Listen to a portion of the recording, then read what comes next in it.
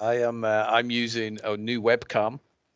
Nice. And a new headset, which has got one thing on it. So if you can, looks good, man. As long as you can hear me and see me and stuff, it's all good. Yeah, I feel like this is a 4K upgrade, man. Well, it's like every time I'd look at the video of like playback, right? Everybody who I'm talking to looked fine, but yeah, I look like shit, and I'm like, I don't get it because I'm using a gaming laptop that's only like 2 years old. I'm like, why does this thing look terrible? So I sat down last week and I went through the spec of it, and it's a 720p built-in webcam, and I'm like, well, that's why it looks like crap compared to everybody else. Yours looks like 4K or something. And I'm like, right, I really need to go out and get another webcam. And some of them coffee donations, one of yours, thank you very much for that. Oh, I've you're gone welcome, towards man. webcams and websites and headsets and stuff. So I get nervous buying new technology, though. If something's worked for 10 years, I'm like, it's great, it's tried, it's tested.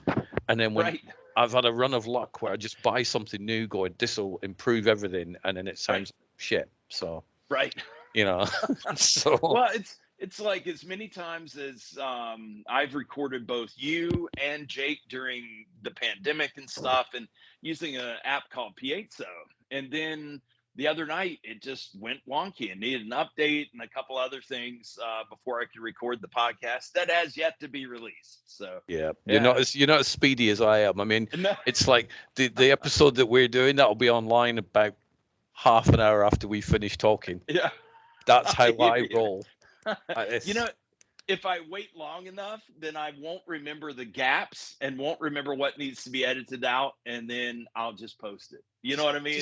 Don't edit anything. I always say it's because I like conversations to be heard the way they were naturally intended. It's not. It's just because I don't want to do the work. I'm like, I don't care. I'm done. I've had my fun bit. I've spoke to you. If nobody else enjoys it, who cares? I'm not bothered. It's true, man. But it was funny. At one point, I felt like maybe the energy had dropped just a little bit, and I knew that Charles had some sort of a pizza party and what he called an armor party, which was like the 501st and a whole bunch of cosplayers. Anyone who dresses up in armor of any kind, they show up at his house.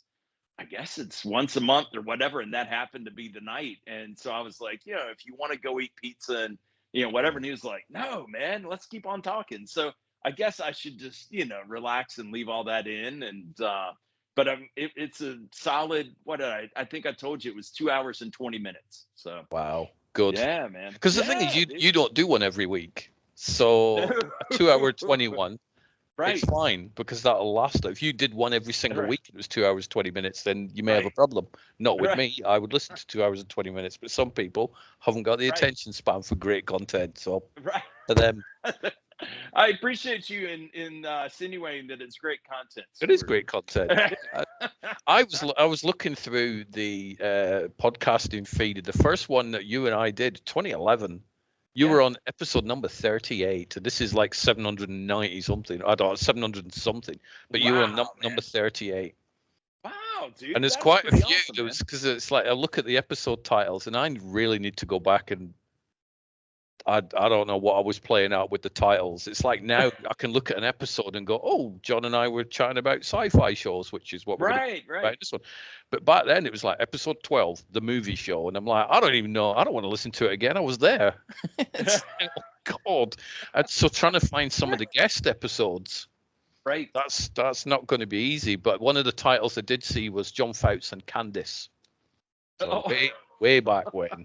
Right. Wow, and there's quite a few with you, and it's like John and Shadow Dog, John and Dexter, and all this stuff. These are all like 2011, 2012, and way back, over a decade. It's insane. Yeah, time has flown by.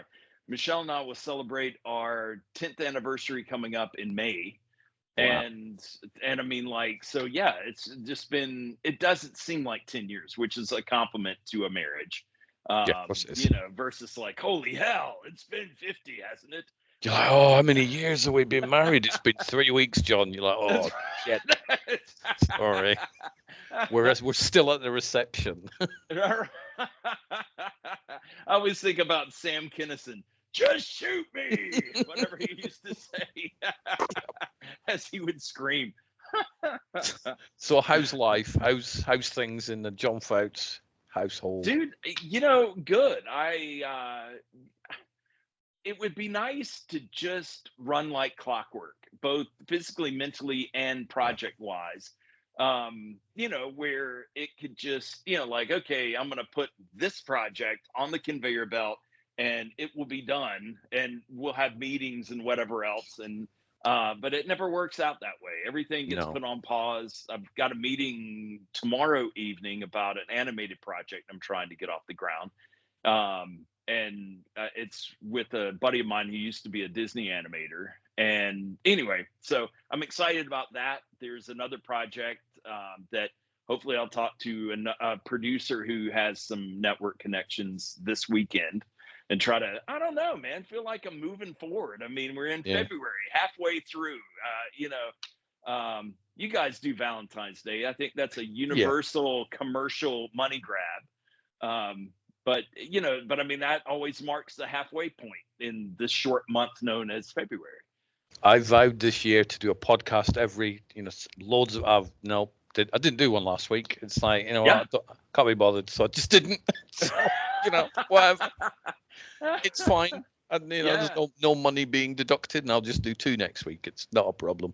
Right. But I've been even movie watching. I look at my list and think I've watched one film from this year, and it sucked. Oh, what did you watch? I watched The Beekeeper. Oh, you didn't like it? Oh, have you seen that one? Dude, I thought it was great. Now, maybe why? How was it great? Why? Let's have an argument about The Beekeeper. Well, I mean, it's got Jason Statham and it's violent, so that's good. I like Jason Statham. The fact that and maybe your government actually gives a crap about its people and actually keeps these people like the Beekeeper was going to extinguish.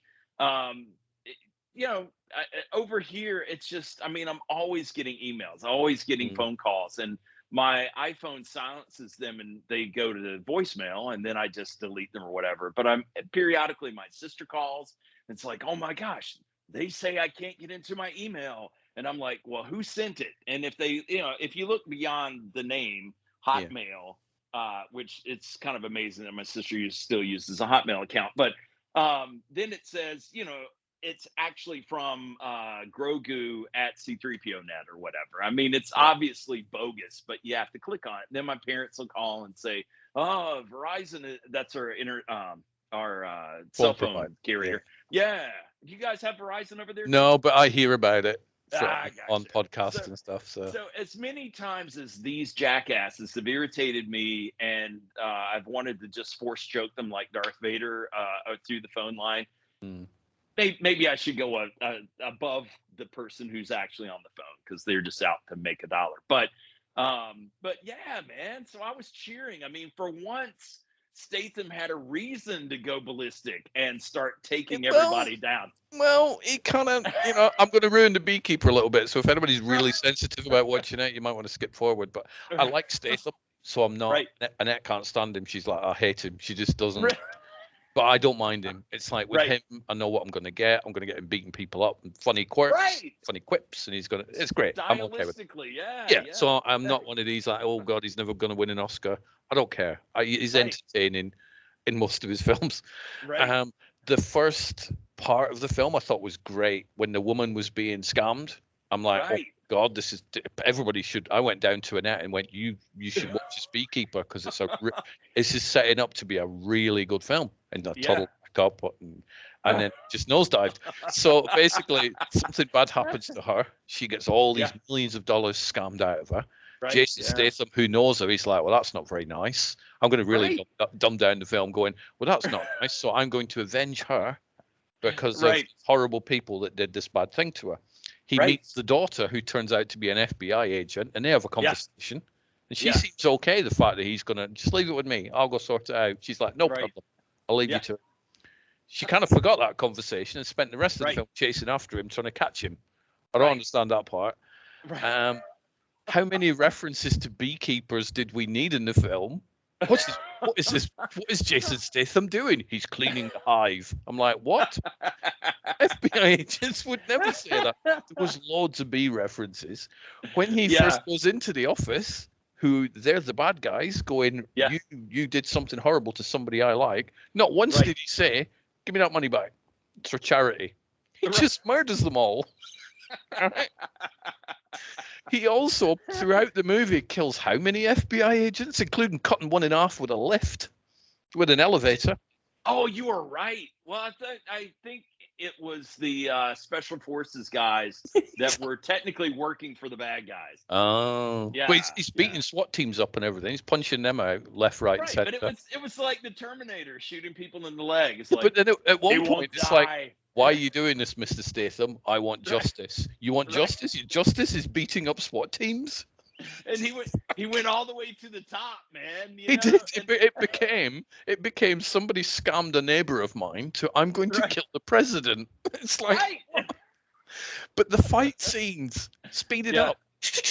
Oh my god! And Statham's better than that. Statham's an athletic guy.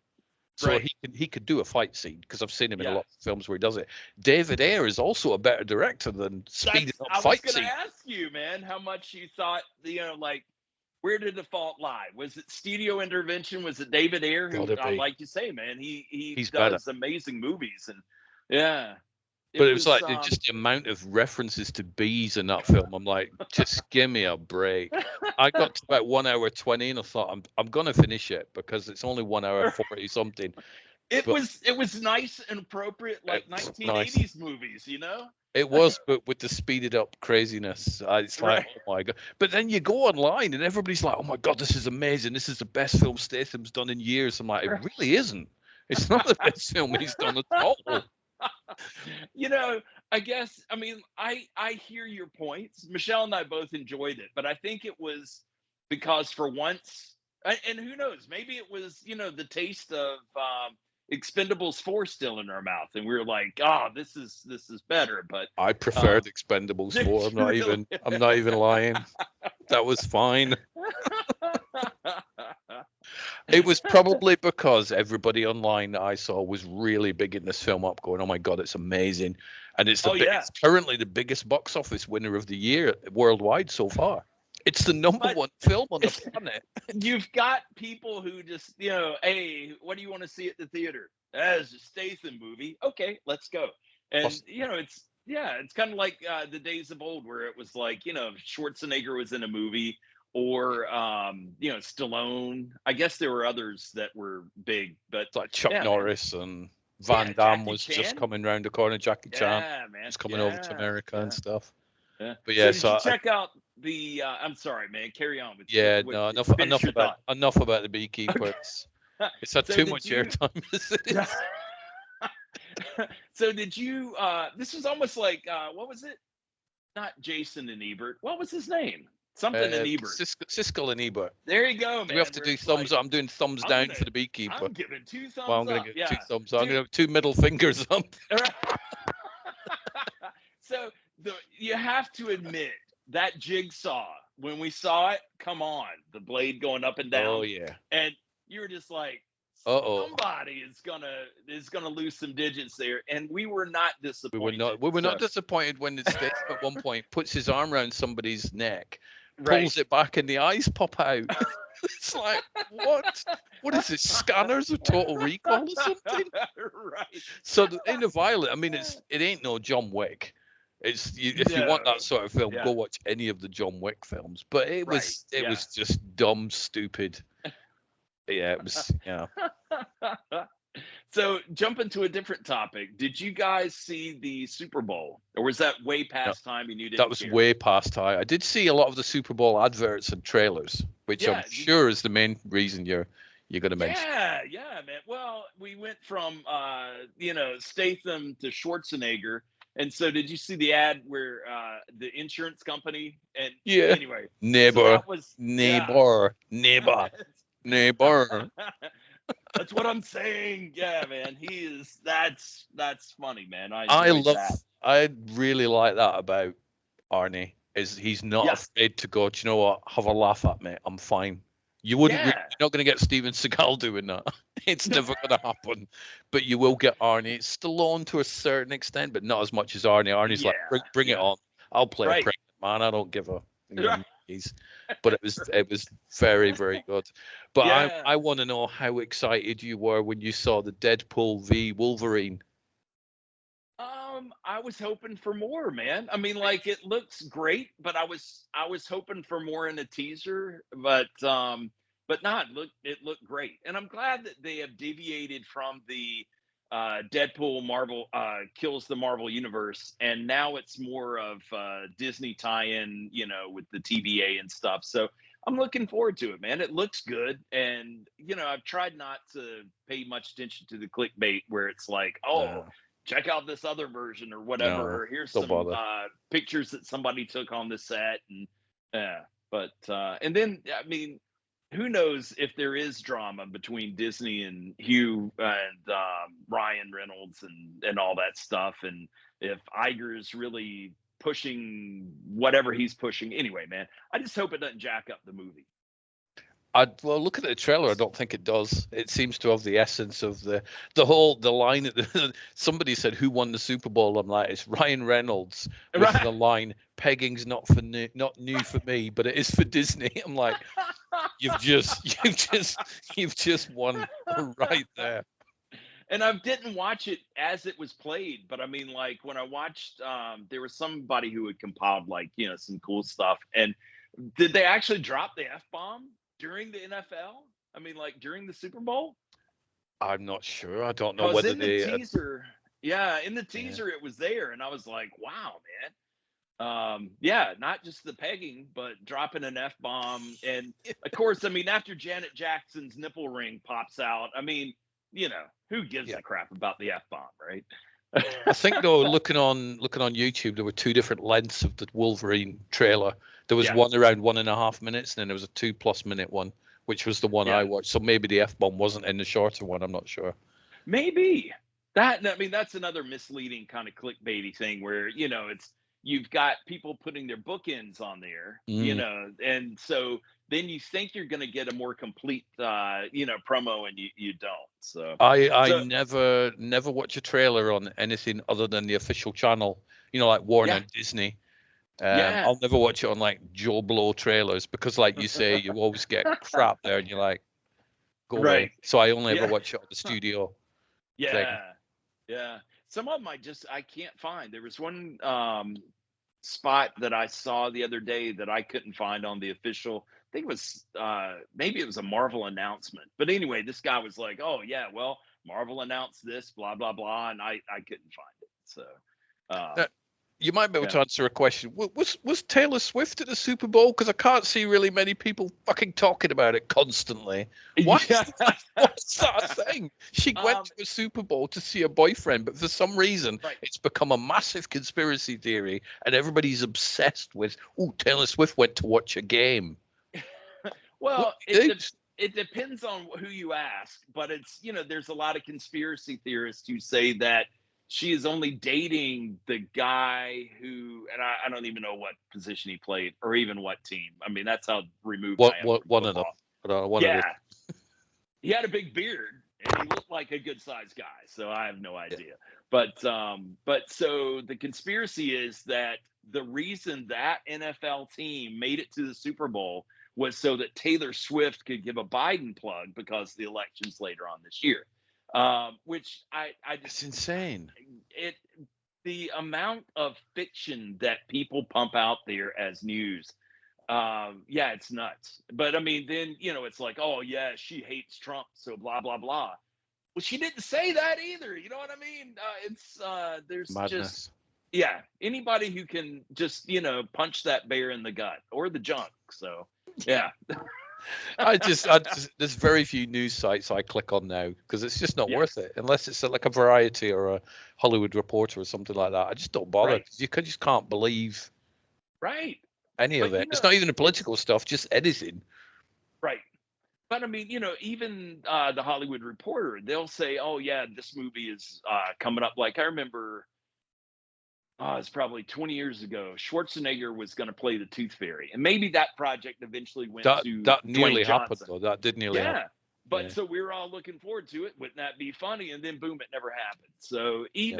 and you look at the Disney lineup for Marvel movies, and that has changed radically over the last few months. Mm. So I mean, I don't know. I mean, and then when you watch, what is it? Aquaman 2, which was a steaming pile. If you thought that the Really? Oh Beekeeper was no. bad, oh yeah. Oh no. Before you watch it, go ahead and watch. Go to the Honest Trailers YouTube channel Mm. and look it up and watch it, because that is accurate. Their parody of it. So using clips from the movie. So yeah.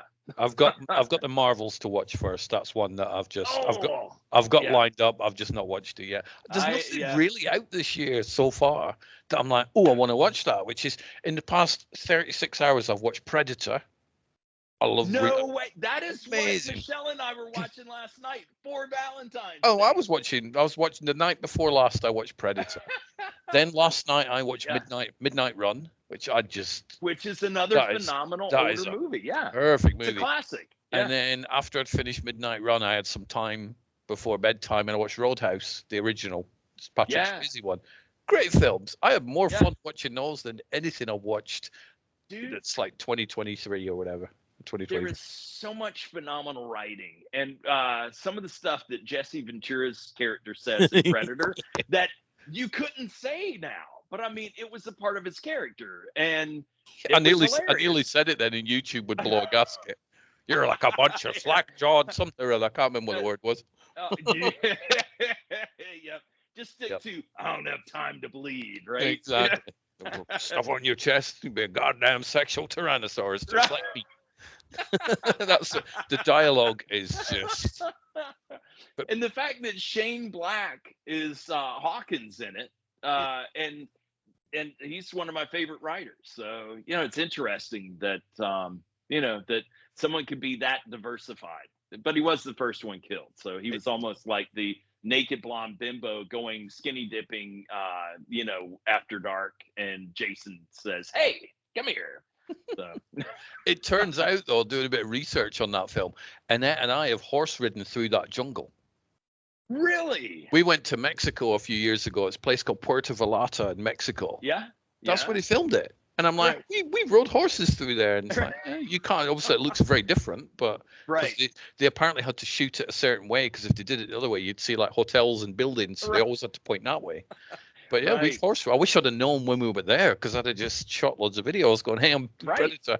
Didn't. Yeah. So I got a few photos if that's it. But Predator still holds up. It's an amazing film. Oh yeah. Well, it's like John Carpenter's The Thing, still holds up. Great dialogue, and even the special effects Rob Bottin did, even in the 4K, and it looks great. Which, speaking of 4K, Neil's movie, how long is that going to be on YouTube? And I think it's probably going to be up till the end of this week. So I would probably say, if you're listening to this after the 20th of February, you're buggered. It's not going to be there anymore. Right. But it's been on for just over a week in 4K, and a lot of people have watched it. Rogue Warrior, Robot Fighter, aka Hot Chick on a Burning Planet, I believe. Oh, you called it many years ago. I have a memory for that, and so does Tracy and Neil. And I thought it was funny, how Instagram wants you to, when you're doing a series of photos, they all must be formatted the same. So it's, you can't go from, vertical to horizontal. And it was like one cool picture. And then the final one is Tracy's boobs. And I was like, there's your extra selling point. So. I'm moving into the marketing world. I'm like, what would help sell this? You've got the sci-fi element. That's pretty good.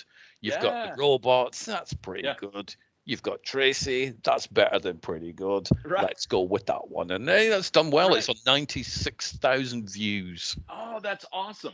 And, I've never seen it beyond the standard def version, because when I first encountered Neil, and I can't remember if you just talked about him or if we were all on your show. But anyway, I tried to order the movie, and the best I could find was DVD. And I'm a Blu-ray snob. I've got a Blu-ray of it. Yeah, but evidently that was only at Walmart or certain places, certain venues, but they were sold out on Amazon. So Wow. this is the first time I've seen it in. I mean, like you haven't seen it in 4K, you've just seen it in high def. But I mean, Yeah.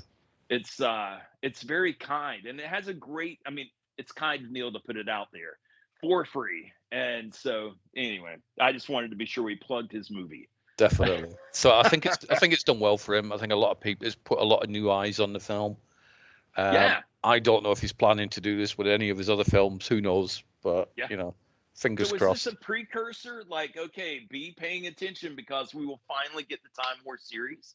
I'm hoping so, because I'm getting older by the day. I can't. There's only a few more decades I can hang on. I need to see this Time War.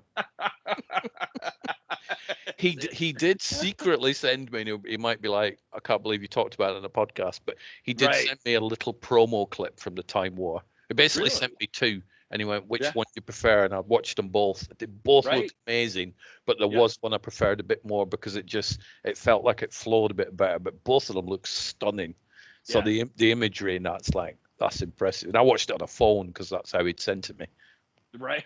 Sending me a big screen, but I think it's one of those things that will be worth waiting for. But seriously, come on, Nick, but sort it out. Yeah, still, He's on a race with Jim Cameron about Avatar 4, isn't he? He's like, same day release. Yeah, but I'll be looking forward to Neil's versus. I watched Avatar. What was it? 2, whatever, The Way of the Water or whatever, and it was not the first one. I mean, like it just felt like. I don't know. I mean, it didn't feel like a James Cameron Avatar movie. So the fact that they're gonna, and so we never finished it. I didn't. I watched 25 minutes of it, and I'm like, I'm not in the mood to watch this. Yeah. Visually, it looks like an anime. It looks like a video game cutscene done well. It does. Yep. And I'm like, I'm not invested in the characters. I don't really care. So I didn't finish it either, which is probably the only time that's ever happened to me with a Jim Cameron film. Because I love James Cameron, but I'm just not a huge fan of the Avatar world. Yeah. Well, I mean, and it's not. I mean, like you remember when Jurassic Park first hit the silver screen, and it was stuff that we had never seen before. We were used to stop action or really bad CG, and here was something that was phenomenal. I mean, I was blown away. But now. Unless the story backs it up, which I don't feel like the last Jurassic World. I guess the last Jurassic World made up for the second one, but I still think the first one was the best. But I mean, we've seen it all before, so it's the same thing with The Way of Water. I mean, okay, you can do water. Okay, you can. It just, I don't know. It felt like such a disconnect versus the original. There were humans involved, and you had and then you could only stay connected to your avatar for a certain amount of time, and then whatever. I mean, like there were parameters, and now they're just running around having fun and showing off new technology. So you mentioned Jurassic. What are a couple of your wow films? When you go to the cinema and you go, I'm sure this is going to be good, but you are like jaw dropping, what am I watching type thing? I think the one that was the biggest surprise for me was going to see Titanic, because that was my ex-wife wanted to go see it, so that was back when it actually was in the theater, and so I just figured it was going to be some chick flick that I wasn't interested in, so I got this huge big gulp, like the biggest drink ever, and that way I would have an excuse to go to the restroom and then hang out with my buddies who worked at the theater. And I was just glued to the screen, man, with my bladder screaming at me. And I watched, what was it, 3.5 hours, 4 hours? I can't remember how long it was. Just between 3 and 3.5, I think, wasn't it? Yeah. So it was an uncomfortable ending, but as far as physically, but I enjoyed the movie. It was awesome. Did we talk on the last podcast about how horrible a person Rose, played by Kate Winslet, is? I'm always bitching and moaning. It's like, hey, my kids are in poverty. I'm gonna throw this Jewel Denial over and exactly. There's that, and the fact that she kills Leo, murders it. She murders it. Really? Yep. I don't have room for anyone else on this sofa. Go away. Yeah.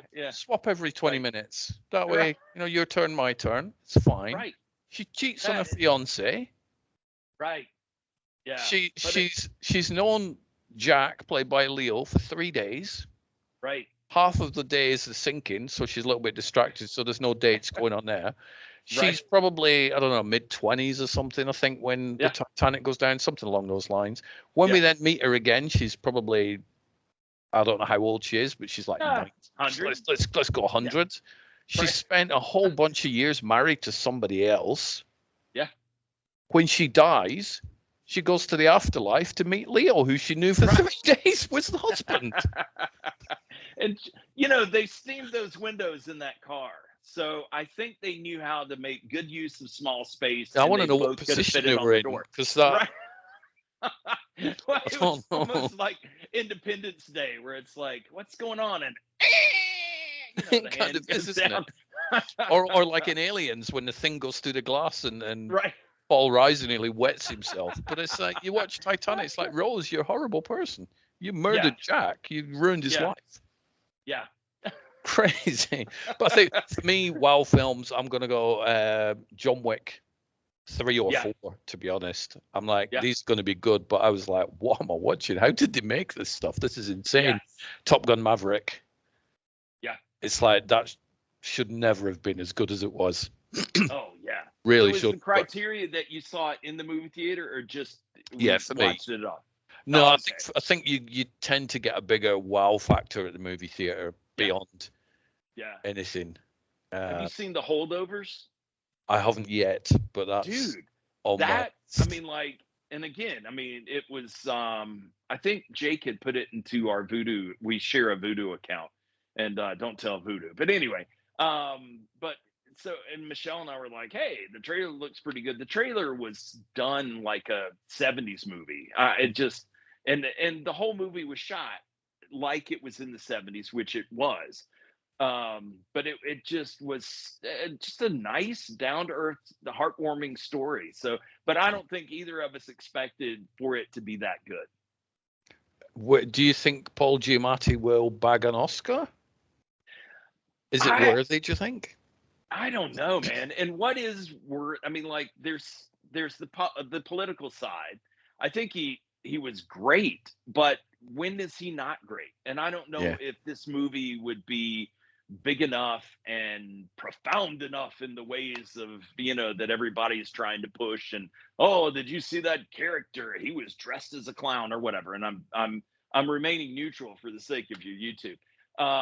But it was a really heartwarming story about getting to know people, and don't judge people, and don't be an ass, and but I would like to know how they did his walleye, because he's got normal vision, but in the movie the whole time, man, it was one was over or the other one was over.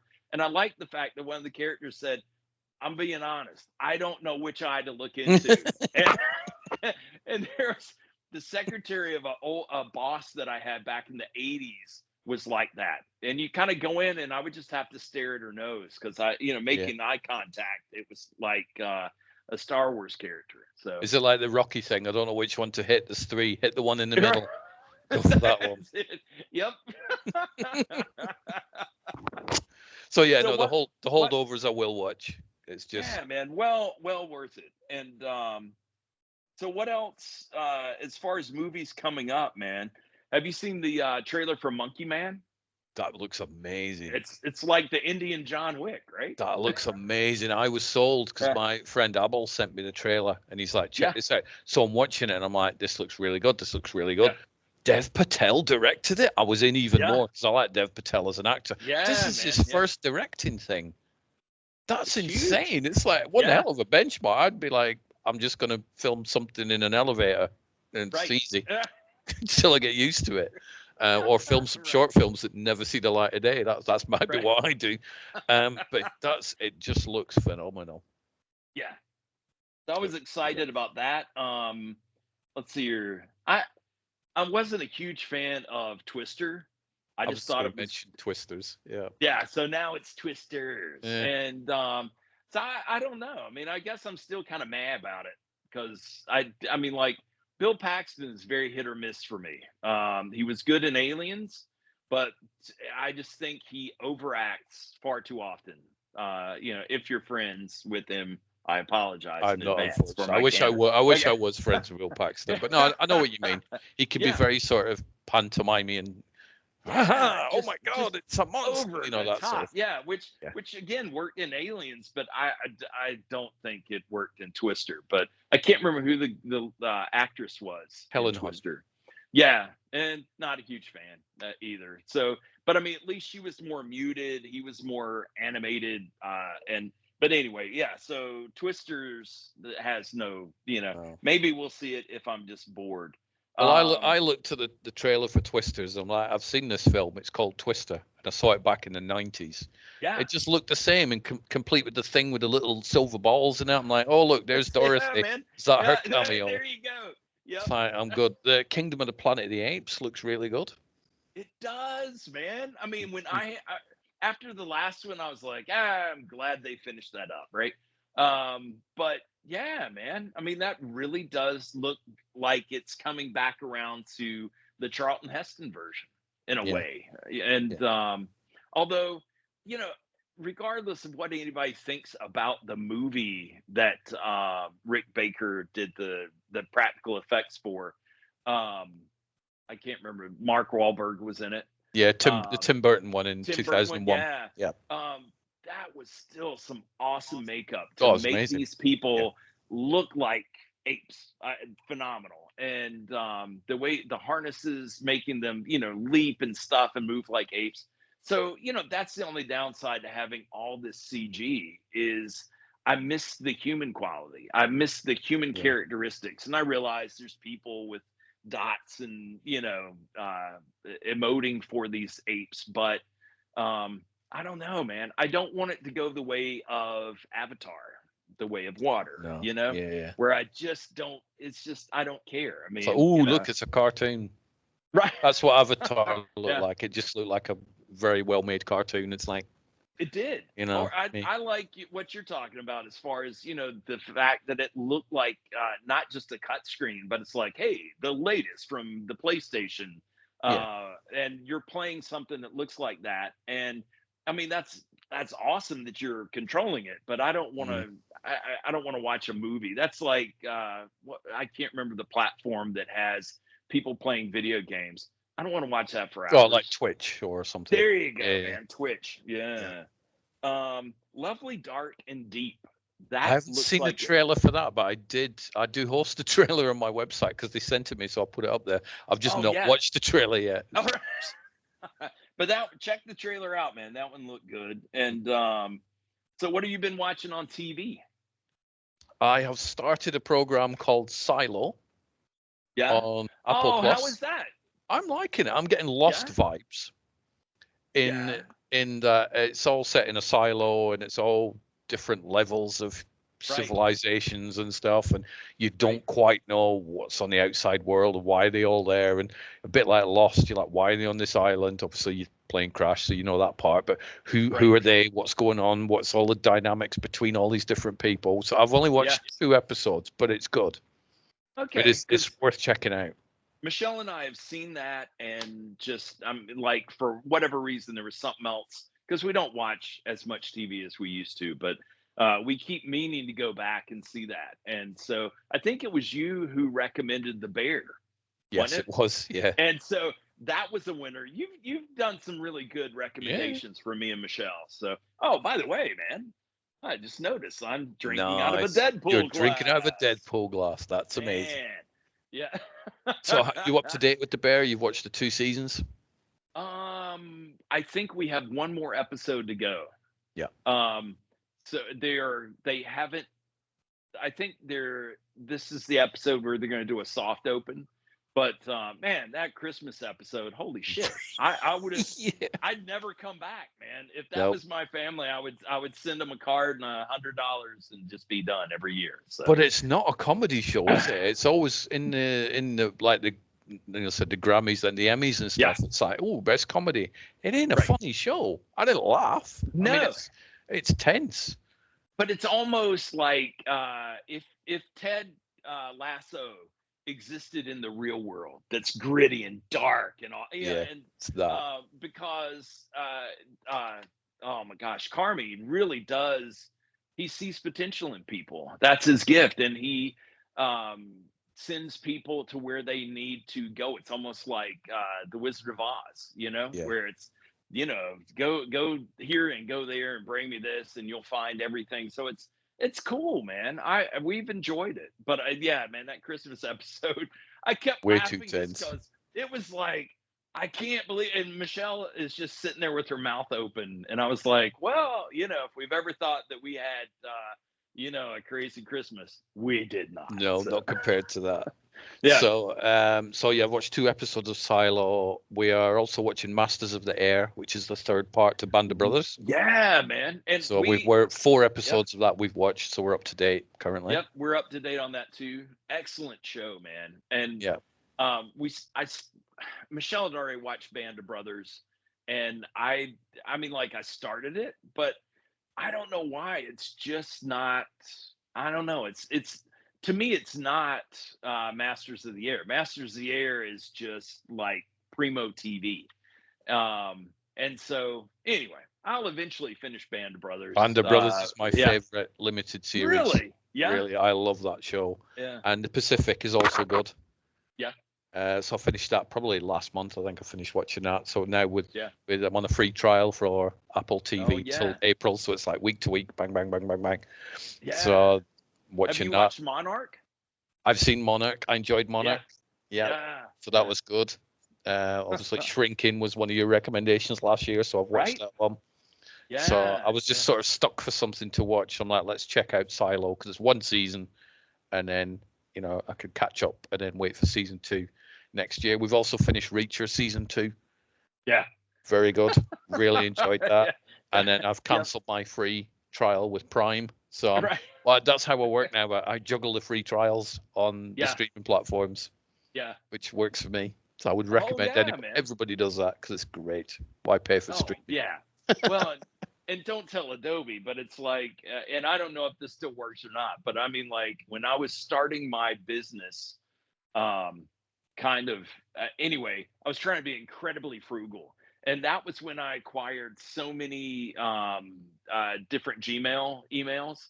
And because I would sign up for a free month of Adobe, and then it was, John Deadpool at Gmail. And so, man, just keep pushing it on out until the money was coming in. And then I, of course. Officially. But but it just, I mean, like, that was the way I did it. And I've recommended that to some young filmmakers too. Just, man, just make your way. I think it's very different if you're sitting on a huge pile of money and you're like, I'm not paying for that. But if you don't have the money, then why not? The free trials are obviously there for a reason. So that's right. Yeah, man. That or take basket weaving at the community college, and then you become a student and you get a student discount. That works. I do keep chasing it out to say, look, sort your student discount out, and she still hasn't. So once I've finished this conversation, I'll be going down going, have you sorted your student discount out? She wanted that because she doesn't. Right. We're playing Lego Dimensions at the minute. So she's downstairs playing Lego the A-Team. Really? Oh, yeah. Last week we were playing Lego Gremlins. And we also have Lego Knight Rider. And you get to play through the movie? No, Lego Dimensions was. Are you familiar with the game Lego Dimensions when it came out? No. It was one of these games. I mean, it's a video game, so it's PlayStation, Xbox, whatever. But you had a portal, a physical plastic portal that you put on your desk, and you have little figures, and you put a figure on, and the figure appears in the video game. Gotcha. So it's kind of like that Star Wars or Disney had a Disney game similar Infinity to that. That was there that. You go. So it's kind of like that. Yeah. This game just doesn't exist anymore. It's defunct. So people on eBay are selling their figures. Right. So I've picked some figures up, and once you put a figure on, it opens up a world within this game, downloads the world for you because you can still download them. So she's just running around as B.A. Baracus, just smashing things up and collecting points and all that sort of stuff. But we have loads. There's like 30 different worlds that you have, and we have 26 of them. So Lego Ghostbusters and Harry Potter and all that, so DC and all sorts, Goonies. All sorts. We've got loads of those. Dude, that is cool. Game. And you get some cool collectible figures too. We do, and then when we finish the game, we'll just sell them. Yeah. We'll sell all the figures on eBay, and then somebody who also a bit like us will have Right. not got them all, and will Right. make a fortune. So Yeah. yeah, That works, PlayStation man. 5, and I'm playing a PlayStation 4 game. Right. Go figure. Yep. So your topic was Yes. sci-fi shows. Dude. Yep. And I'm shaking my head just because I remained on task with the top 5 sci-fi series, right? Yeah. And then I kind of cheated with an honorable mention section. So I'm gonna go ahead and admit that now. I've done that. There's a couple on mine where I'm like, can I get away with putting that in? There's one of them especially. It's like, does this count? So you can, either upset me or make me happy, one of the two. Right. I thought when I was doing the list, though, I thought, I'm gonna have a huge list. Right. But I didn't. I really didn't have a huge list. I didn't want to fill it up with like every single Star Trek show or whatever. I've got some of that on there, but so I'm not doing that. I'm not going to put every Star Wars show on there. Just like, what else is there? So I really had to rack my brains, and it took me a few days. I'm like, oh, that one's a sci-fi show, and oh, put that one on the list. So it wasn't like a really easy process for me to do the list, but I did it. Yeah. I've got mine right here. Battery dependent.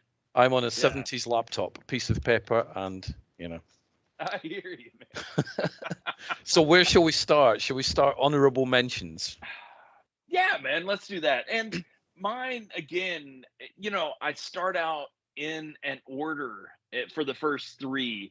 And then after that, I'm just like, and then there's that one, and there's that one. And I tried to bump it, put it in proper order, and I just gave up. So, but anyway, yeah, man, honorable mention, man. You go first. Right. I have The Hitchhiker's Guide to the Galaxy. Yeah? Which, the British, the British one. I wasn't a huge fan. I mean, the movie was a movie, so that doesn't count. But the British one, TV series, I can't remember how many episodes it was, but it was a few episodes. Therefore, that's, not much to say about that one, other than the fact it's great, and I like it. Well, and it really went with the book. I enjoyed the book. So, my first honorable mention was Almost Human, which didn't even make it for a full first season, but it was so Blade Runner-y that I wanted to see where it went. And but the numbers weren't there, and the network canceled it. So, do you remember that at all? I remember the title, but I've never seen the show. Yeah. It had the guy who plays Bones in the Star Trek movies. I can't remember his name. He was also the new Judge Dredd. Yes, he was. Yeah, and I've forgotten his name as well. He's human, but he has, he was in some sort of accident, so he has like a fake arm and a fake leg or whatever, and he hates the technology. And then he's a cop, so he is paired with an android, and we don't know a lot about where the androids came from or whatever, and there's a section of the city that no one can go past or whatever. But anyway, it's this cop who is bigoted against androids, but this android is doing everything he can to be the best police partner ever. And so it was just, it was kind of that Nick Nolte esque kind of grumpiness and like, what was it, 48 hours? 48 hours. So, yeah, man. But I mean, set in a sci-fi world, so that was why I bit hard, and I thought, man, this is going to be great. And I have no idea where it would have gone. You never got to find out. No. I wanted to know what was behind the wall. Come on, right? Oh, never found out. Yep. My next one is another British one. It's Day of the Triffids, which was like mid-80s. It was only a couple of episodes, but that was really good. Yeah. Really, really good. I remember that. I saw it somehow. I don't know. Maybe it was on one of the, like in the summer, some of the entertainment that I would watch. So, speaking of James Cameron, Dark Angel made that's on mine. Honorable mention. Really? That's on honorable mention, or did you actual list? Yeah. I love Dark Angel. I had the DVD box sets like of both seasons. I really enjoyed that show. I thought, it started off so strong, and then to me it was like, oh well, we've got to make somebody happy at headquarters, so we're going to add some different stuff. And to me, it just started derailing, and I Mm. don't even remember exactly at what point that happened and why but I mean, I watched the whole thing, being a big James Cameron fan, and Yeah. but that was another one I just felt like could have been better in the final Hmm. season. Did they do 3 seasons or just No, there two? was just two, Yeah, which was a I, shame. It's just like, I mean, yeah, I watched it initially because, oh, James Cameron's involved, so I got right, sucked into it yeah, that way. But back then, there wasn't really that much TV like that with the dark and moody. I thought Max yeah. was a great character. Well, Uh, the you know, fact that Max's DNA being part cat means she goes into heat once a month or whatever. I yeah, mean, it was I would that be was okay with that. yeah. That would have been. I was saying no more than that, but I could be fine. I'll be all right with that. Yeah. I hear you, man. So what's your number two? So my next one is Knight Rider. Technically sci-fi, isn't it? Because I it's got hear a you, car man. that does stuff. So a couple of mine are like Right. legally, I don't Yeah. know if it's sci-fi, but I thought Knight Rider's, it's I think it borderline. is, man. Dude, it's like they consider the Wild Wild West, the original Yeah. series. They Yeah. consider that sci-fi because of the technology that they had. Hmm. And so yeah, man, I think Knight Rider fits that So I sci-fi mode. love Yeah. that show. So yeah, Yeah. that's my next one. Do you follow him as far as his music career, whatever his name is, Mr. No, I've met him Yeah. though. I did meet the Have Hoff. you really? I've met the Yeah. Hoff. Yeah. He's exactly like you think he's going to be. It was like 11 o'clock at night in the Right. UK. It was freezing, and he had Yeah. his shirt open down to his. It's like, really, you're going to freeze to death, dude. So he is every bit the Hoff that you think Right. he's going to be. But no, I don't follow his music career, but I'll watch stuff that he's done. Yeah. But Knight Rider's Yeah. definitely the benchmark Yeah. for me. It's good. So the next one on my list was Fringe, which again started off so strong. And then even Leonard Nimoy being in it, and then the multiverse and all that. I mean, like it had just so much sci-fi goodness. And then I felt like it went off the rails. And I don't remember exactly what it was, but it just seemed to double back on itself like a collapsing star. And it just was, yeah. So I nearly put Heroes on my list, but then realized there oh was yeah. there was one decent season, and then it went off the rails for the following three seasons. So I'm like, you know what, Yeah. it doesn't Yeah. deserve to be on my list. But that's another one that just And what the don't really last one? It was like Heroes, Circus Freaks or something. something I like don't. that. I Yeah. never made it Yeah. to that. I'm like, I'm good, thanks. You Yeah. lost me at season 3. So But seeing the short blonde chick, what I can't remember, the Penitentiary or cheerleader, whatever. yeah. Yes, seeing her stick her hand down the disposal to chop her fingers off to see Yeah. them grow back. That was brutal, man. I liked it. Season 1 was really good. Yeah. If you watch just the first season, it was great, and then I Yeah. don't know what they thought was going on with the Yep. subsequent seasons, but it was terrible. Yeah. So, Yeah. my next one is from 2002, and it was a Steven Spielberg produced miniseries called Taken. Did you remember that? About the UFO abductions. No. It's really good. It stars Dakota Fanning's in it, obviously like around Right. the time of Man on Fire, because she's around that Yeah. age. And it was Wow. about, it's all the RAF and the UFO cover-ups and abductions, and it's really good. It's out there on DVD and stuff like that, and you'll probably be able to Yeah. find it. But it was maybe 10 episodes, and it was Yeah. just a one and done. But that's really good. I will check it out. That sounds good. Good. Now this one might surprise you. Westworld is on my honorable mention list. The Okay. first 2 seasons kicked ass. I tell everybody, watch the first 2. It's kind of like House of Cards. Watch the first 2 seasons and stop there. And because there was such a good, like a good ending. I mean, like it was done, and they were like, wait, we can still make some more money off, the House of Cards.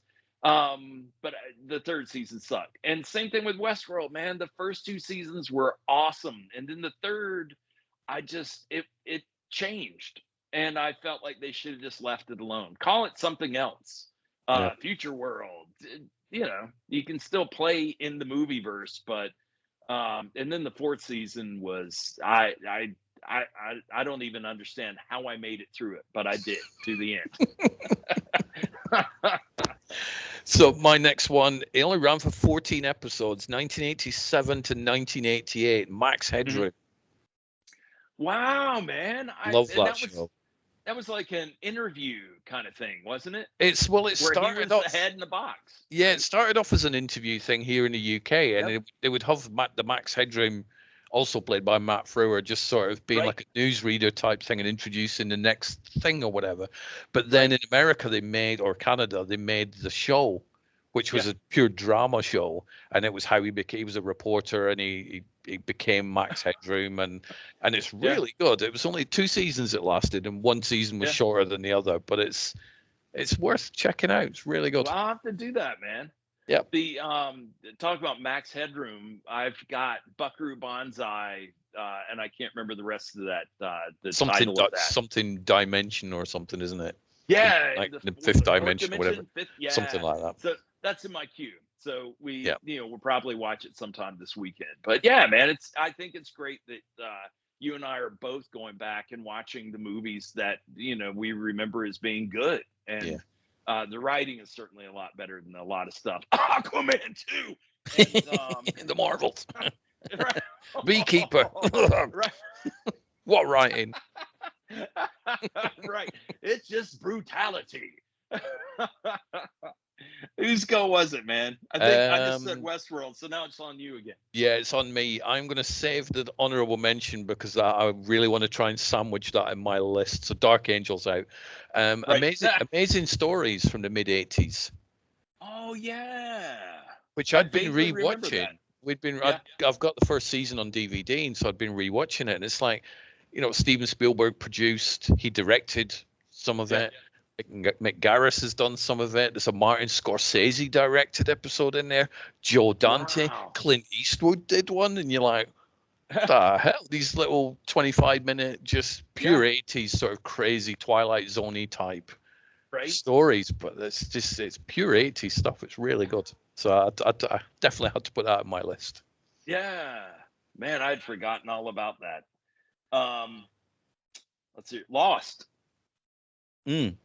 Honorable mention, man. I mean, like the first couple of seasons were phenomenal, and at some point there were the two new people and Sawyer was kind of voicing what the audience was thinking. Who the hell are these people? Why have we never seen them before? Because she was hot, and so it's like there's no way she could have been on the island without Sawyer finding her. And then. Even with Kate around, taking dips in the ocean to clean her clothes, whatever that was about. And but the ending of it, just I don't know, man. That final sideways season, and it just again kind of felt like it was doubling back. So, I don't think they had a plan. They had no plan. They like to say they did. They really didn't. They really. Well, and some of I can't remember who one of the showrunners was for the first couple of seasons. But I met him. He was at a convention that we went to out in LA. And I can't remember at what point he stepped out, but he said, I signed an NDA, so I can't say much, but I disagreed with where they were taking the show. And there was definitely, it just got kind of clunky. It was, I think ABC wanted it to go on forever so they could continue making money. And back then, if you didn't have enough seasons, you couldn't be syndicated. I can't remember if it was. Was it 3, 4? It's 100 episodes, isn't it? You need to have 100 episodes to get syndicated.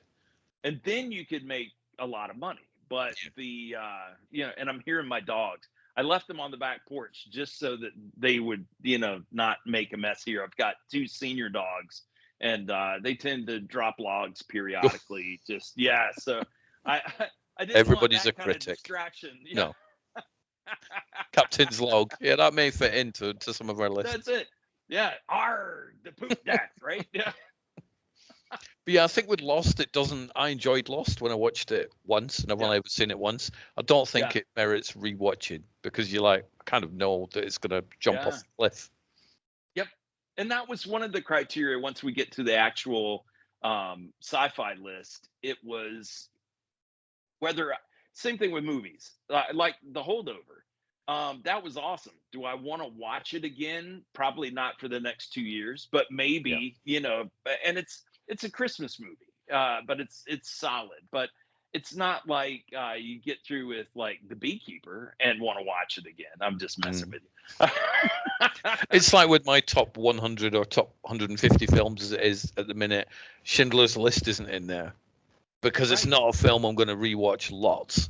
Yeah. But something like Predator is in there. You know, is Predator better than Schindler's List on a quality thing? Maybe not, but I enjoy watching Predator more than I enjoy watching Schindler's List. So. Oh yeah. Well, and I mean, like I haven't seen Schindler's List in surround sound. I probably haven't seen Schindler's List in 15 years. But I mean, the Predator, it's just the stereo mix is phenomenal. So let's see here. Is it my go or yours? It's your go, I think. Okay. Oh no, you did Lost, didn't you? Yes, I did. So, I'm trying to think where I'm up to because I've been jumping around all. Quantum Leap. The original one. I haven't seen the new one. Apparently that's very good as well. But I just like watching a week to week thing. I kind of miss that when it was like, it's like when you were a kid, there was maybe 3 shows that you liked. Yeah. Nowadays, there's about 700 shows that you've got on a piece of paper or a spreadsheet that you've got to watch, and you don't have enough time to watch them, and it's really annoying, and you're missing out. It was so much more fun when you were a kid because you're like, oh, it's Friday or whatever night, Quantum Leap's on, and you would watch that. And go, there's nothing to watch now till Sunday night. It's great, so much easier. You go out and get fresh air and stuff. Well, and like you say, man, the fact that it was the story was encapsulated. Yes, it's an ongoing thing. He's trying to get home, but it was, he'd find his, where he was and figure out what he needed to do to correct it. And then by the end of the show, it's like Touched by an Angel or whatever, right? I mean, it was done. It wasn't an ongoing thing. And, we complain about the Marvel movies and, well, my kids did, where it's like, well, I didn't see Iron Man 3, so can I watch Guardians of the Galaxy 2? It gets complicated, but I mean, TV shows used to be the same way where, you would watch it week to week. There was a cliffhanger. And I think, what was that? Oh my gosh, what was that TV show that had Ben Affleck's ex-wife in it? And she was, great that show. one probably had some of the best cliffhangers in it. Yeah, it really did. And that was one of those things when I was trying to think, there's been another TV show that had great cliffhangers, and I would just go ahead and watch the resolve of the cliffhanger, and then that way I could take my time watching the rest of the episode.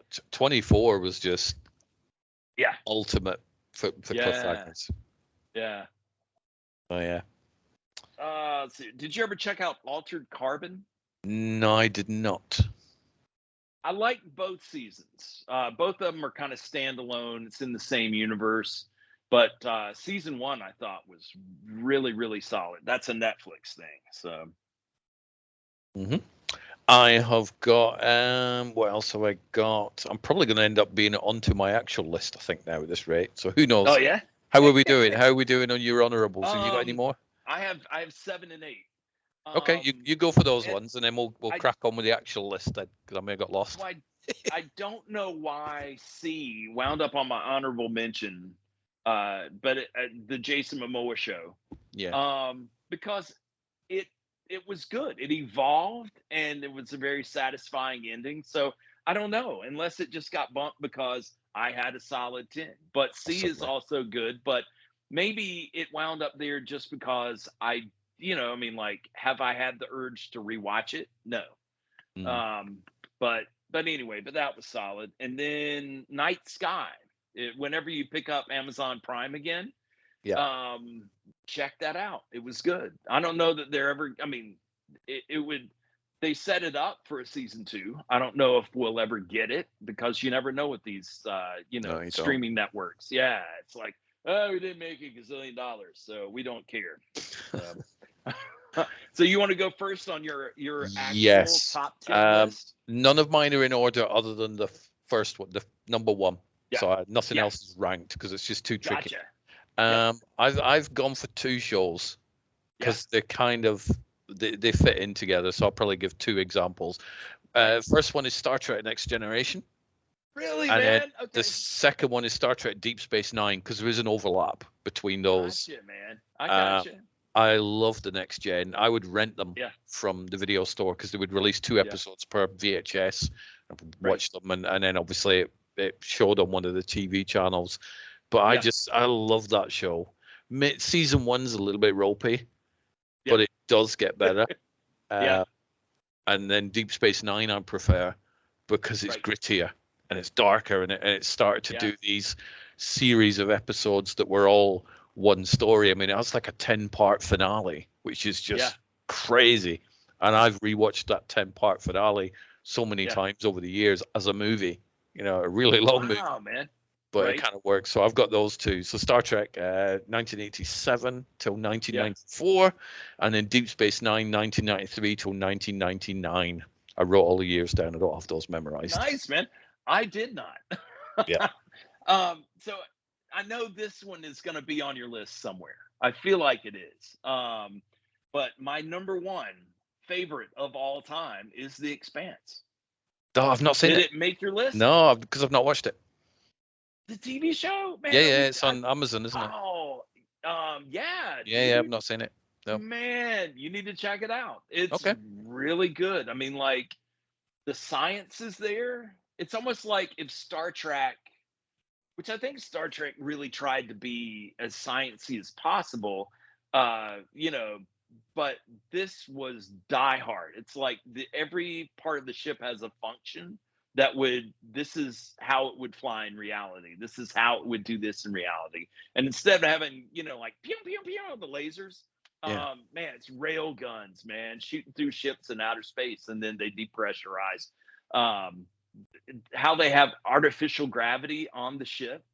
The whole thing is just ingenious, and all the characters were just very memorable.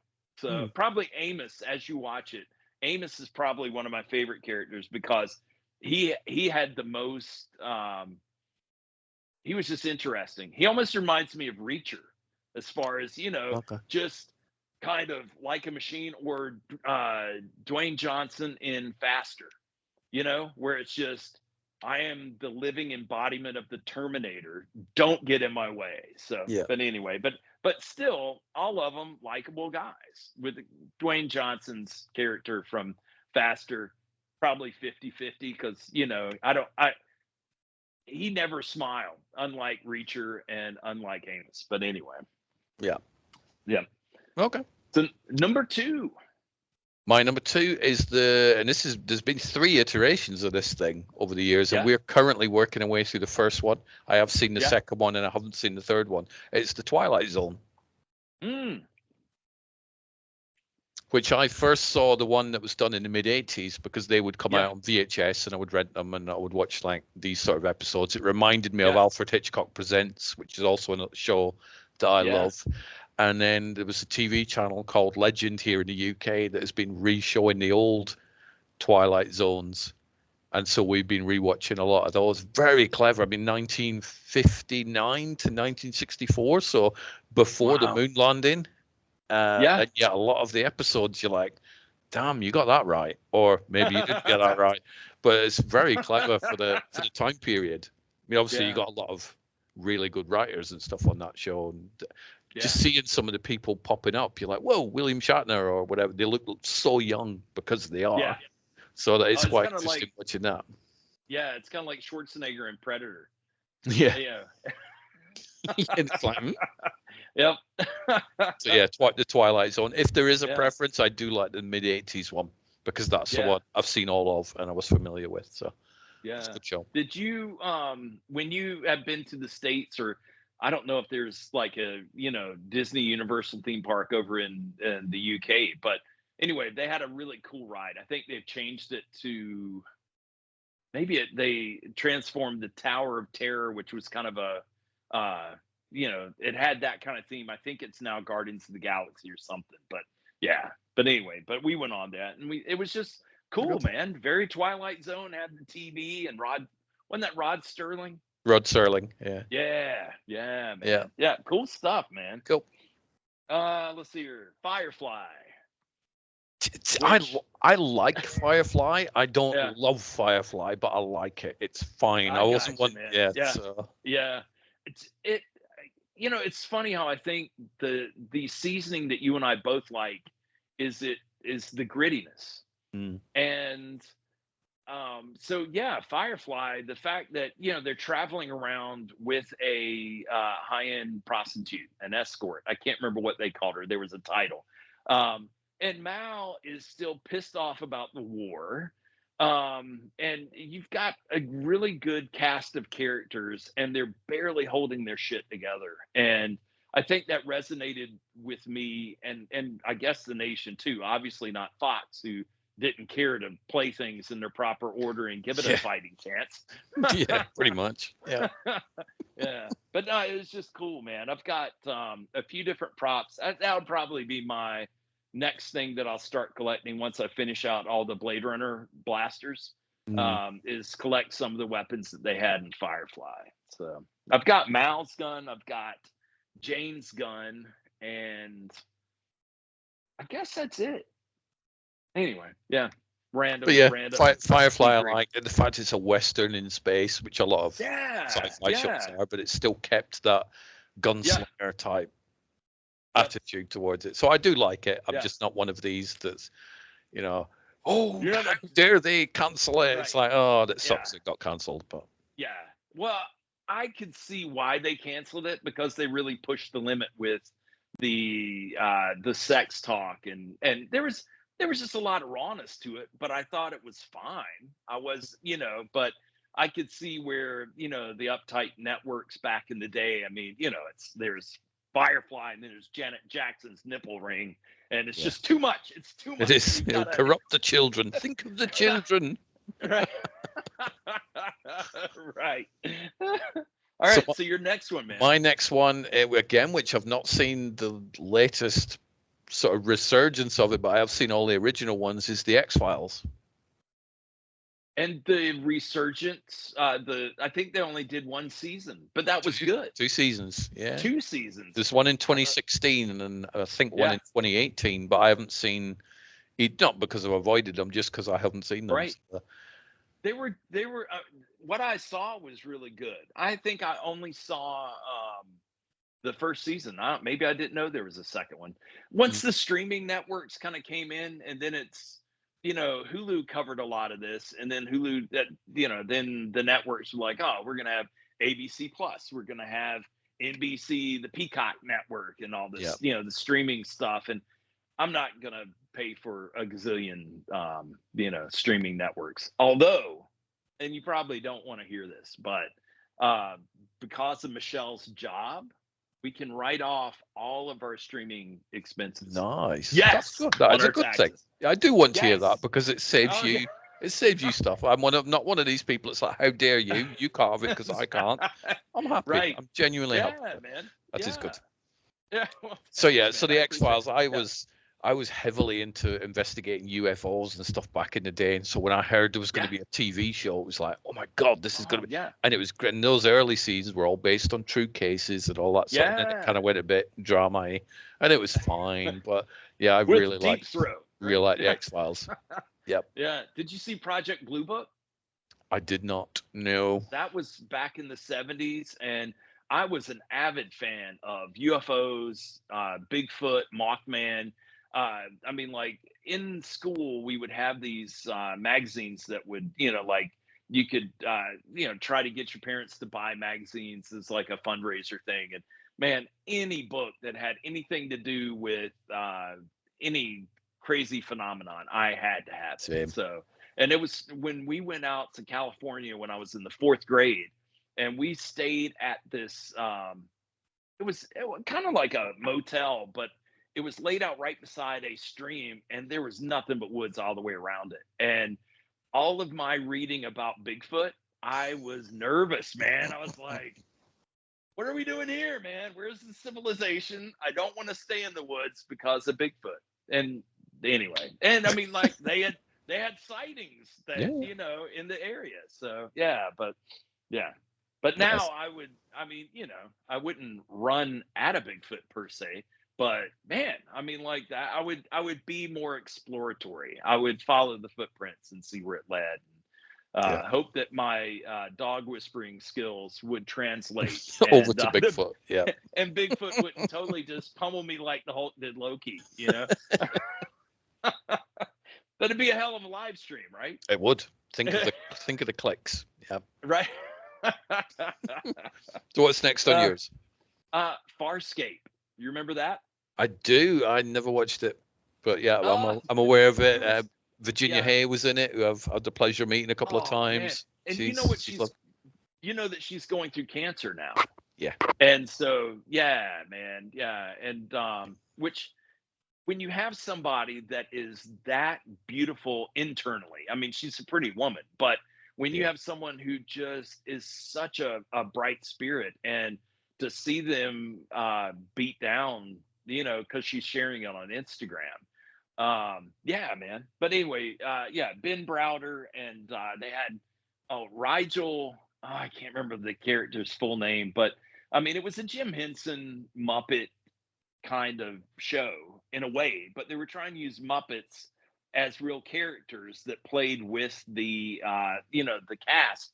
And man, I enjoyed it. There were some people that would look at it and go, that's a Muppet, I'm not watching this is stupid. But I mean, you had Rigel, every time he'd get nervous he would fart helium.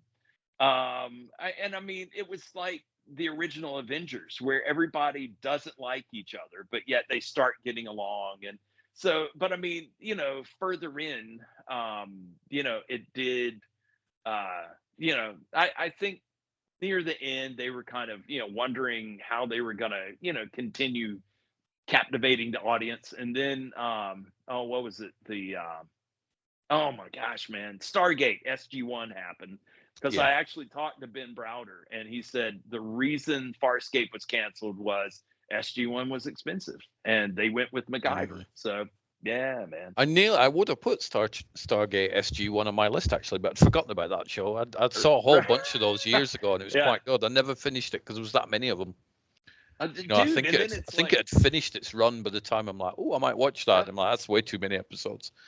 Well, and then there's Stargate Atlantis, which had Jason Momoa in it, I think. And it kept going on. And after a while, I lost interest. And it was a different style of writing that is not my favorite, just kind of cheesy, campy. It wasn't like the movie. It just, and you look at, what was was it Supernatural with the Winchester brothers? Yeah, which I've never. I saw the pilot of that, and I'm like, this is really good, but I'm not watching 300 episodes of this thing. I don't have time. Oh, it goes on, and it's like this will sound really cold, but it's like a dying great grandmother. It's like, where the grandmother says, I'm only going to be around through Christmas, and then surely I'm going to die. So everybody makes it there for Christmas. And she lasts another year. So finally, when she's 116, and I'm not making light of the elderly, but it just seemed like Supernatural. Oh, this is the final season. You better watch. And punch you. There's another season. Yep. But it was very cheesy, very campy, but yet it fit that for whatever reason. And this Stargate SG-1 just, I don't know. It just, after a while, it felt awkward. Like, what are you guys thinking when you're writing this dialogue? So nothing. Anyway, I digress, man. So my next one is The Walking Dead, which is horror / science. It's about things that are dead that are walking around. It's science fiction. Some of mine are like, is it technically? Yes, it is in my list. It works better as a binge watch. So if you can start from the beginning and just tear your way through, so that way when you hit some of the filler episodes, and there are a few later on, you don't mind, because you know that in 50 minutes you're going to be watching a non-filler episode. So it definitely works better that way. I have seen the Negan and Maggie spin-off now. Don't ask me where. What'd you think, man? I enjoyed it. I liked it. I think we did too. I wouldn't have rescued the kid though. I'm like, you know what? You're a little shit. I'd have just left you. So he was annoying me. Maggie was annoying me, because it's like, look, Negan's saved your life however many times over the years. Right. Yeah. Stop trying to punch him on the back of the head every time he just says something you don't like. It's like, just get over it. Yeah. Seriously, get over it. I've got over the fact he bashed your husband's head in with a baseball bat in front of you. You should just get over it. So, but every time Dean Morgan was on screen, it's like, I mean, just follow him around for a whole bunch of episodes, because Jeffrey's amazing. So he's really good. And then it got to the ending, and I'm like, if this is just a limited series, I'm very annoyed. But apparently it's coming back for another season. So I guess so. Yep. I'm quite happy about that. Michelle made a similar comment throughout the whole thing. It's like, she'd wait until the credits rolled or whatever, but then she would say, when is Maggie going to get over it? Now, granted, we saw, Glenn, Maggie. And so we feel bad. But on the other hand, it's like, holy shit. Negan is working his ass off to prove that he is a good guy. And he has that. It's like if you did that to me or whatever, I'd be like, I don't like you anymore, John, because you did something horrible to me. But if you then saved my life so many times over a 15-year period, which is the timeline, and the kid, I'd be like, you know what? I'm not a huge fan of what you did way back when, but you've kind of helped me out a lot. So I'm just gonna bury it like an adult. But she was annoying, and the kid, no, I left him. Not even, but overall I enjoyed it. I've got the Daryl one to watch at some point as well, but I've heard that's not as good as the Negan one. Dude, it's a different beast, but I think I enjoyed that more. Really?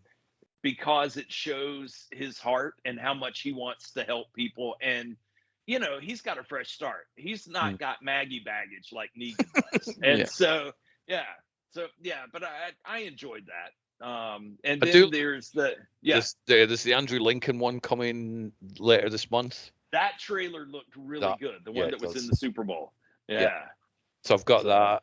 I wasn't a fan of Tales of the Walking Dead, which is like the anthology one. Right. There were a couple of good episodes in it, but overall it was like, I'm good. I get what you were trying for, but it didn't work for me. I think I watched it through when they were on the yacht. And then after that's a different show. That's Fear the Walking Dead. So Fear the Walking Dead was okay, but again, that was the yacht one. But they did a one-off series, which was like 6 or 8 episodes, which was Tales of the Walking Dead, and it was all, we're going to just take a character that you've never met before, and we'll show you their story for a single episode. And then there was one of the episodes that was actually Samantha Morton, who played Alpha. And her story, that one was really good. But some of the others were like, I don't care. I don't know who you are. Probably never going to see you again, so I'm not bothered. Just, me. Yep. So it was like the hot chick and the golfer on Lost that Sawyer was like, hell no, where did these people come from, right? Yeah. And then the final Walking Dead was World Beyond, which was the one with the kids, which was okay. That was 2 seasons. Wow, man. And that ties in. So do you know Jada, played by Pollyanna McIntosh? Yeah.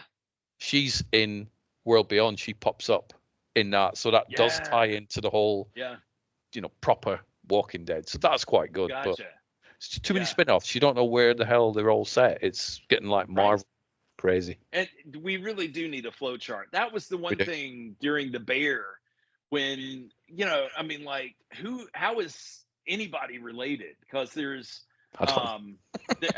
there's Richie, who is cousin but not cousin, and then who is this lady who wants Carmy to go up to New York and hang out with her in her restaurants? Is that his aunt? Is that his, it got complicated. It was cool seeing John Bernthal in there as Mikey. And, but man, again, going back to that Christmas episode, that was set up like an old movie, like an 80s Christmas movie with the way the credits roll. Oh man. So who's going? It's your goal because I did Walking Dead. Ah, gotcha, man. Doctor Who. Yeah. It's too many of them. There's too many. And I started with, I think it was the 10th Doctor. And as far as that was my introduction to Doctor Who. Because that was, what was it? David Tennant. Oh my God. Yeah. Or Matt Smith or Christopher Eccleston or Peter Capaldi or who came first? Was it Matt Smith? No. I can't remember. So Doctor Who's been going since the 60s. Right. Over here. So there's a whole bunch of Tom Baker was my Doctor Who. So that's how, there's been Tom Baker, Sylvester McCoy, and John Pertwee, and loads of them. And then it went away for a whole bunch of years, and then came back with Christopher Eccleston. Gotcha. And then Christopher Eccleston did one season, and he's like, right, I'm off. And then David Tennant came in, and then he did a bunch, and then Matt Smith came in. He was the 10th Doctor, right? And then Matt Smith was the 11th. Let's go with yes. I don't know. I lose track of all the numbers. Right. I always thought that was the coolest premise for a show, because normally whoever has the lead role, they're just in, man. No matter what they do, they'll clean up after you or whatever, and make sure you look nice for social media, and the show will go on because it is contingent on that person remaining in that role. And then, but the Doctor, it's like, nope, we're tired of your bullshit. We're killing you off, and you'll be reincarnated as a woman or an older Doctor or whatever, man. Yeah. So Doctor Who's good. There's just way too many episodes. You are right, man. Yeah. There's hundreds and hundreds of them. Probably thousands, to be fair. Yeah. What's like, there was one episode, I think it was with the 11th Doctor, and some shenanigans are going on, and the Daleks were coming in or whatever, and then there was this dog robot that was just a box with a dog head. K9, yeah. There you go. Yeah, man. Yeah. And everybody was like, oh, look. And I'm like, What? Okay, what? Well, that's from when I was a kid. It was Really? K9. So that was from way back when. So that's pure nostalgia. It's like, wow. Gotcha, man. So back when you were a kid, K9 was very cool. K9 was amazing. There was K9 and there was a lot of the we still had Cybermen and Daleks and all that sort of stuff, but K9 was like, and he was amazing. Did they have the angels that? No, they were. I know one of them. I know someone that plays one of them. So she's awesome. Really? The Weeping Angels were something from the newer, newer seasons of Doctor Who, but they're definitely some of the creepiest villains. Yeah, definitely. They're really good. Doctor Who. My next one is, and this is both or all of it encompassing, Battlestar Galactica. Yep. The original and the I have the original ones. I have the original bunch here, but I think the reimagining I do prefer. Yeah. Because it's darker and it's grittier and. Right. It has those important ingredients. The original Galactica, when it was like the first, 2 seasons where they had the original cast. Yeah. And then about the time that Adama got some sort of psychic powers where he could use the Force. Yeah. And then Richard Hatch and whoever played Starbuck, they were replaced with younger versions. Like, oh, these are your younger brothers that you've never met before. Went off those rails by around 1980 because it was like you had Battlestar Galactica in 78, and then 1980 you had Battlestar Galactica 80, the Cylon attack or something it was called. Right, yeah. And that's when it went off the rails and they got to Earth, and it was all these, we can't afford spaceships anymore, so we just drive around on motorbikes, and the original Battlestar was great. Right. And then obviously the one in the 2000s was amazing. So. Oh yeah, man. I've got the score for each season, and I still enjoy listening to that. Yeah. So it's funny that you were making fun of them running out of budget or whatever and started riding around on scooters and stuff, because that was one of the things we have yet to finish Aquaman 2. But it's funny that Aquaman would ride on his seahorse, right, or some organic beast. And now he's on some like diesel powered metal something. Oh wow! That looks kind of man. It's kind of like a shark, but yet it's but it's made of metal. So how do you power it? Anyway, when you watch the honest trailer version, they bleeped it out trying to make it dirtier, but it was just the stupidest name for the fuel. So yeah. Okay. So what have you got? Let's see here. Where were we? All right. So this is a little odd one where I have gone back to watch it, rewatch it. But there's never going to be any more. The Cowboy Bebop, the live action that Netflix Oh, did okay. for one season. I thought it was cool. I liked the characters. I liked the pacing. I liked the energy. And I even went back and watched the animated version, which was the precursor for the live action, and that was good. And so I don't know how it didn't perform well enough for Netflix because the numbers were through the roof, but evidently Mm. for whatever reason Netflix decided not to renew it. So That's because quite yeah, often Netflix suck. yes, They yeah. do. They really I do. think all of the networks do. Where it's like, oh well, the world loves pink, so the Mandalorian's now going to be dressed in pink because the world Mhm. will love it, right? No, No, the hell we won't. no, we won't. So now, and I've got two left, and then the one that I would love to sandwich in as my number one, but I'll save Gotcha. that. My next one is from 2002 to 2007. It's the Dead Zone TV series of that, Yeah, which should never that have was worked because if you watch the movie, the character dies at the end. He gets yeah, shot. So I'm like, how right. can they do a TV series? But it does work. That Obviously, it was the changes the ending, guy but who would touch things and see yeah, like that was very, good, man. I very remember, good series. man, that went on for what, 12 seasons? No, I mean, it was a lot. five seasons. Really? Yeah, yeah. Yeah. But that one, 81 episodes in total. I wrote that down as well. wow. Good show. So not sadly didn't make syndication, so no one's No. making money off of it, I right? have the So, DVDs of that show, so I yeah. all of these shows I pretty much have on physical media. Not all of them, but a lot of them. So Yeah. Yeah. yeah. So That what's was what's good, yours? man. That was one of those shows where I had to figure out how they did the camera going from point A to a mile away. Mm. So yeah. Let's see here. What do I have next in line? And this is similar to your Star Trek, just covers all. Yeah. Clone Wars and Bad Batch, Okay. Star Wars. Yeah. And both of them, I mean, they look like, the promo for it just looks like cheesy kids whatever, but both of them are geared for adults. There's nothing that the kids can't see, but I was riveted, man. I mean, especially Bad Batch.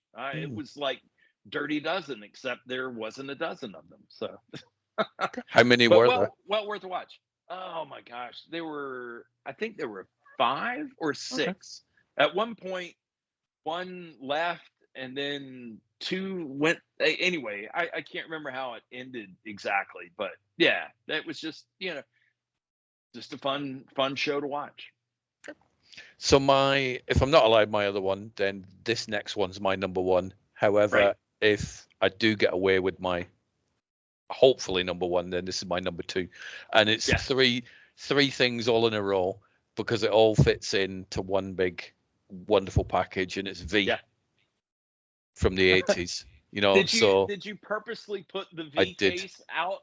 I did. Nice. Yeah, this is all set dressed specifically for it. So we had V, then there's V the Final Battle, and then there's not as good, but V the series. There's also 2 seasons of V the remake or whatever it was a few years ago, which I haven't watched yet, Oh but I do actually have those as well. But the original Yeah. 80s ones, I was obsessed with that show to the point I still am. I rewatch it every few years. I think it's great. It was the first. Yeah. It was really good to see Michael Ironside play that role that he then went on to play in all of his films with a black leather jacket, punching people and breaking their necks and stuff. That's my perfect Michael Ironside role. Yeah. But I love V. Yeah. That was fun, man. I remember watching that back when you could only watch it once a week.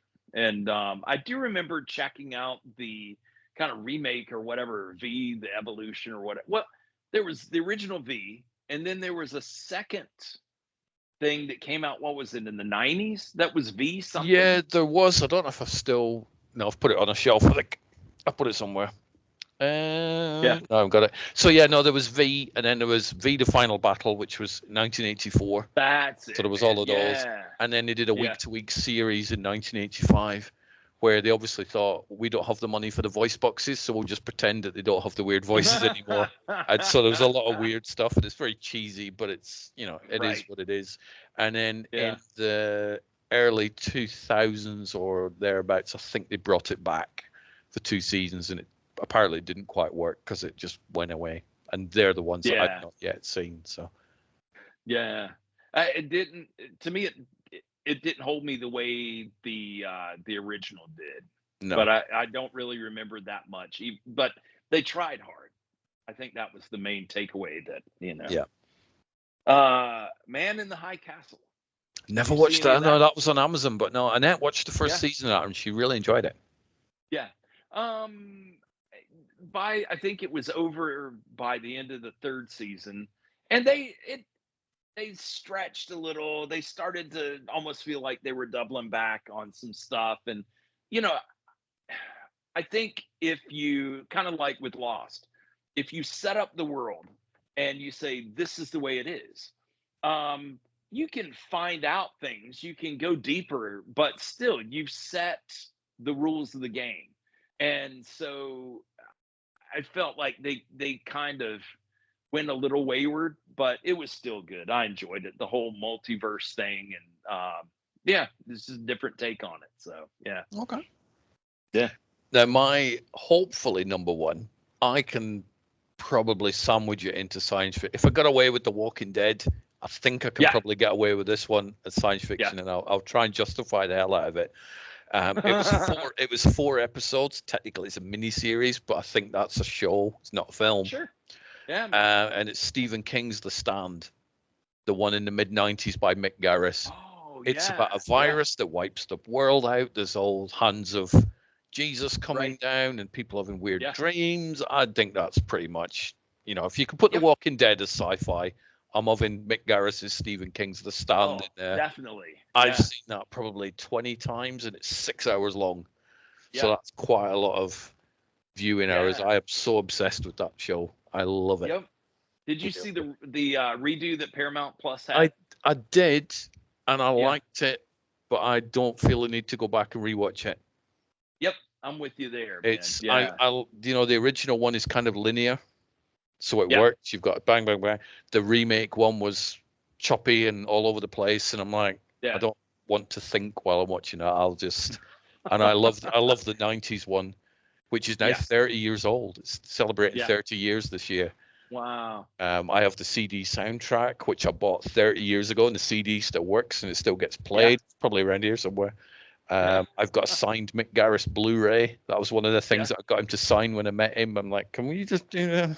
We were allowed one autograph per thing. I came away with 3 because that's the way I work. So I managed. So it was, but I love it. Yeah. So that would be my number one sci-fi show. I'm sure some people are like, not science fiction. It is in my books. So I think so, man. I think, when you really start looking at what the world qualifies as sci-fi TV as well as movies, it's broad, man. There were things that I'd seen that were on a couple of lists just because I wanted to be sure I wasn't leaving anything out. So let's see here. So have you finished your top 10? I think I have. Man, because I've got 3 more. So I probably interrupted you a bunch of times and just kept rolling. No. Stranger Things. Although again, we'll see where it goes. But I mean, we have rewatched that a couple of times. Yeah. And I mean, it certainly started off strong, and being a child of the 80s, growing up with all the things that they had, man, that was, I enjoyed that. Star Trek Strange New Worlds, phenomenal. Yep. Mm-hmm. And then The Mandalorian. So yeah, I've not seen season 3 of The Mandalorian yet. Really? Just for some reason, I don't think I had lots of free time when it aired, and because it's not in my face all the time, Did you see the Book of Boba Fett? Yes, I enjoyed that. Okay, good, man. Well, you're ready for season 3. And by the way, man, hearing about Carl Weathers passing, So he won't be in the Mandalorian movie, and it was kind of cool seeing him in his young form in Predator Yes, last it night when was. we were watching Yeah, that, yeah. and just the friction between he and Schwarzenegger's character and stuff. And the Man, it thing was is, it's good, like man. in Predator, you look at car because it's not easy to match up to Schwarzenegger. Right? Yeah. But I bought that in Predator. I'm like, I Yep. get it. I get that these Yeah. two could be equally matched Yeah. in the film. So it was, it was a sad loss for Carl Weathers. When they came out and did that, the handshake where they were trying to, went out. Pushing too many pencils. Yep. Let's see here. So that's my list, man. I guess due to time, maybe the next one will go through the sci-fi movies. Sci-fi movies. I think that would be an easier list for me. It's long, man. It's It long. is. I will try to whittle it down a bit because that was another one. It went from 10 to 20 to 30. And then there was honorable mentions, and I was like, dude, this will be the 5-hour podcast talking about all this stuff. Yeah, and I'm guessing Blade Runner will get a shout out at some point, and Close Encounters will get a shout out on definitely mine. Oh, yeah, man. Stuff like that. 100%. And maybe by the time we do the sci-fi, maybe if I can drill it down to the top 10, and then I'll have my props laid out. I decided to give you a different view today, and I still can't figure out how to turn the damn blur off, the background blur. So I'll try to do that as well. But it's where it's in your settings, in your webcam settings, because I found that on mine, and the blur was fine. But if I then move my head, I can see like the matte lines look like an old version of The Empire Strikes Back. So I'm like, you know what? Have the view. I've dug DVDs out to show off. So. Well, I mean, and I took you upstairs to show you Christmas, and all you saw was blurry lights. So I thought, do I need to change my glasses because I think they might be broken? And then when we're doing the sci-fi movies, I will probably try and justify that Stephen King's The Stand is in fact a movie, and try and put that in my list as well. I always try and put that in anything. Best comedy, Stephen King's The Stand, because there's one joke in it at some point. Right. But anybody who's been watching this, hopefully you've got some shows to go back, because there's probably a few where people are like, I've never even heard of that. What is this thing? Which I quite like about that list. It's not the usual, all Star Treks and all Star Warses and stuff. Or whatever's super popular right now. I mean, I felt like The Mandalorian was worth a mention. But a bunch of stuff from our childhood that has stuck with us. Yeah. Cool. Well, I will let you go for now because we've overrun a little bit, and those dogs will be. That's all right, man. They will not be happy with you because you've left them outside all afternoon. Yeah, Michelle came home, and I heard her exasperated sigh when she saw that the dogs were on the back porch. And come on, Spike, come on. So there's a dog this coming is on. one of them. Come here. Your blurry dog. Yep. Can you see him now? Blurry. Yes, I can see him now. There you go. Yeah. Bye. He thinks he's in trouble now because he's sitting. He's interrupting the podcast. But anyway, Spike, he's never been seen on any podcast before, so this is your podcasting debut for Spike. That's it, man. I think you've seen both the other dogs, so I think so. But anyway, man, it's been fun, and I agree, man. I hope that people will feel nostalgic, and I was going to say wax nostalgic, but then that's just a plug for my show. Yeah, you should plug your show. It's a great show.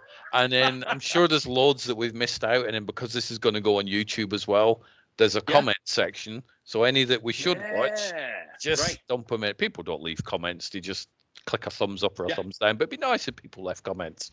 What should we watch, and which choices have we given that you think suck? Always curious. Right. And, I mean, like, some leave comments, and I think YouTube decided that the thumbs down was just too mean. And so everybody gets a yellow ribbon. Either it's a pass or a thumbs up. So participation icon, that's quite nice. It's called a view. So it is. Man. So views are very good. Not as many views as Rogue Warrior Robot Fighters getting, but that's because neither of us are hot chicks on a burning planet. So that's right. We don't have the assets. We certainly don't. Nope, not at all. But you enjoy the rest of your day, John, whatever you're doing. You do too, man. Hope you do. I will, and we will catch up soon with the next topic, whatever that is. Sounds good, man. Cool. All right. Take care. Take care. Bye. Bye.